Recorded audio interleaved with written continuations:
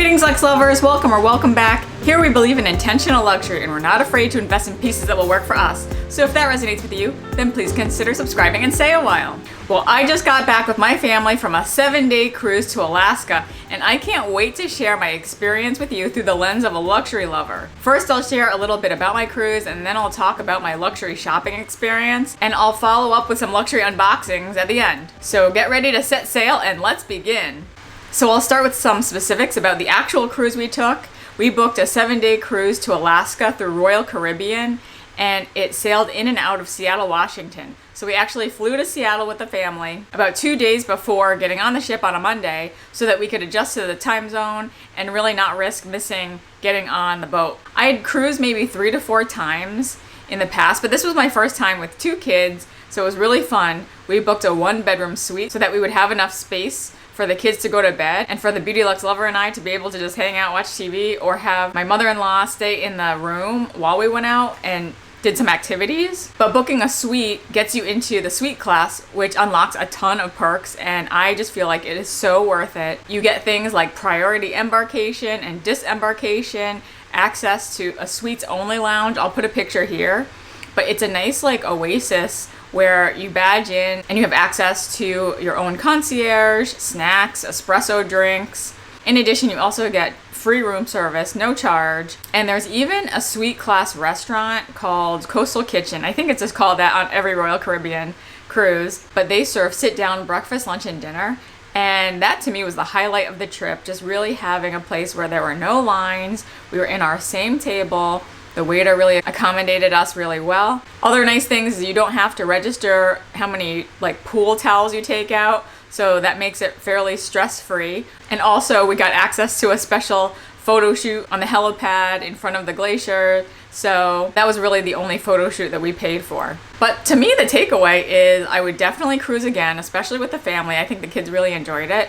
But I can't see myself ever not booking a suite in the future because it just comes with so many perks. Kids Club was amazing, and the kids really enjoyed the kiddie pools. And there was an indoor one for when we were in Alaska and it was colder. So it was nice to have access to a pool every single day. I took advantage of the spa, I got a massage, and I actually got a gel manicure for the first time ever. So here it is, you can see. I am a gel manicure believer. Like, I'm a little nervous about how to get it off. I might have to go to a professional salon to get it off or just soak my fingers, but man, there is 0 chipping a week in, and I just feel like it's going strong. I gambled at the casino, I did trivia, we tried specialty restaurants, and of course, I did some luxury shopping. So I could literally go on and on about ship logistics and recommendations. So let me know in the comments if you have any specific questions about this cruise or other cruises. And I'll even share some vlog footage that I took from our balcony, and I'll write down like what you're looking at. But I hope you enjoy some of this footage of the stops that we made and also the amazing views and pictures that I took from our balcony. So enjoy.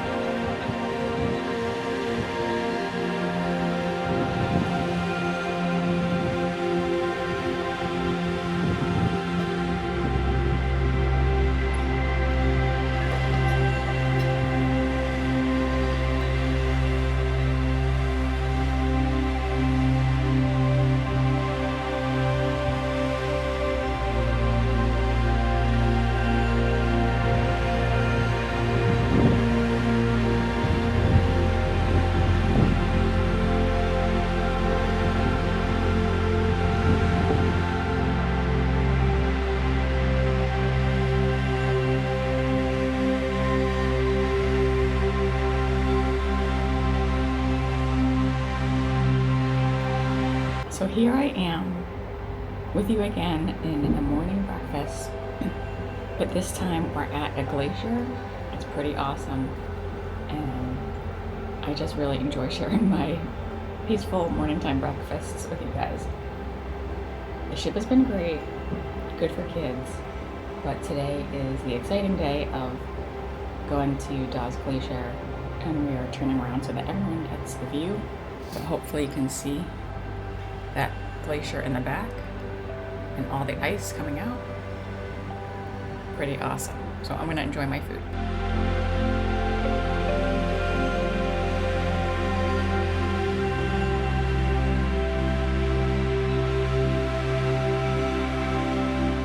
Well, I hope you enjoyed that montage. So let's talk about shopping on the ship.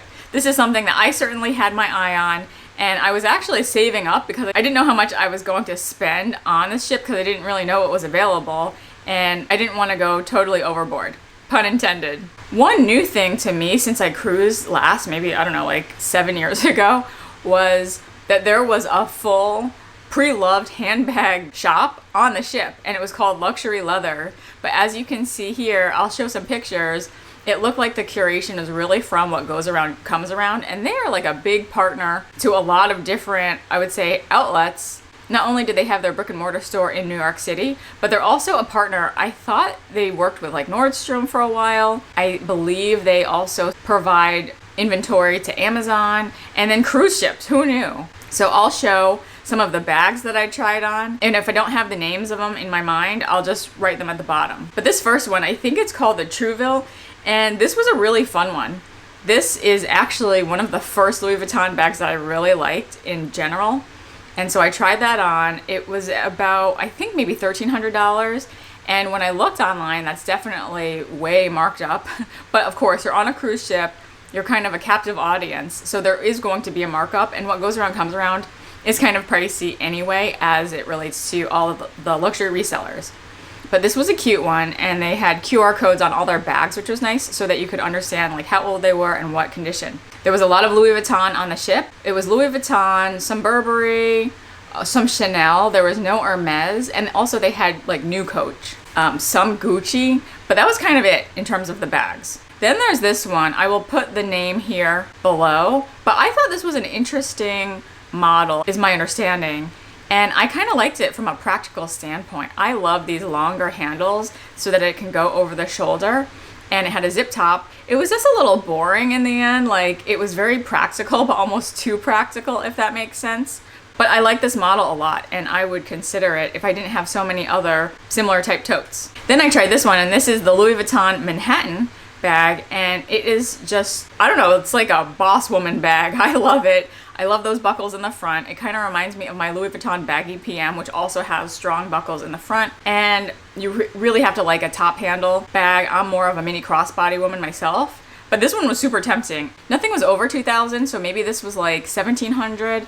But again, you can get more of a deal off the ship. Then here was another bag, but I like this one because not only was it a tote, but the side zippers could zip down and then flaps would open to expand the bag. I had never seen this Louis Vuitton type bag before, and it was in fantastic condition. In fact, I think the essay there told me that a lot of their bags were like display only bags, and they're 20 years old, so they were all in excellent condition. And then here is this mini Speedy. I forget the size, but this is the old version, so it is very small. And what's weird is it came with this crossbody strap, which I didn't think is actually original to it. It was cute, but I wasn't going to purchase that on board. So that was all the bags. And then here's a picture of my own Louis Vuitton that I brought on ship, and it is my Louis Vuitton pochette accessoire. And I have my own like crossbody chain that I bought to supplement the chain that's on there so that I could wear it as a little purse. I love this combo, and I just really thought this was a handy piece to have that was versatile. It could be a purse, it could just be a little clutch.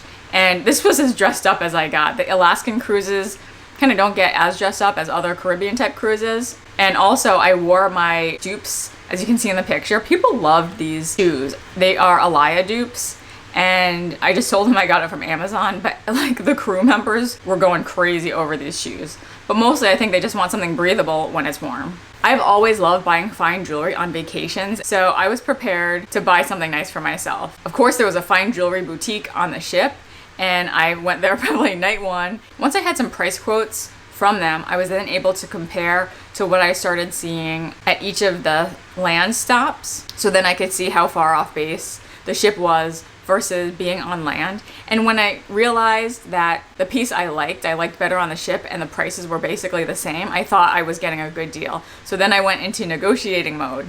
And before I open those pieces, I'll go into the other pieces that I bought. The first stop in our trip was Ketchikan in Alaska, and fur was the thing there. And I will open up this piece. I've already worn it, but I got these are mink fingerless gloves, and they are so soft. I hope that you can really see the detail. I'll put them on. They have the top cut out for your fingers, and they have a little thumb hole. The fur shops were really fun, and they had something for everyone. The vests were also very tempting. And so here's what it looks like. I figured I would actually wear this in the winter, but it just feels super soft. It's knitted. And I just liked having a little piece of fur, but I was looking at the coats. They were super pretty. And also the fur throws were beautiful. Those were super tempting, but they could go upwards of $20,000. So I felt like this was just enough fur to remind me of my trip. And I felt like it would come in handy later on once we got into deeper Alaska when it did get a little bit colder.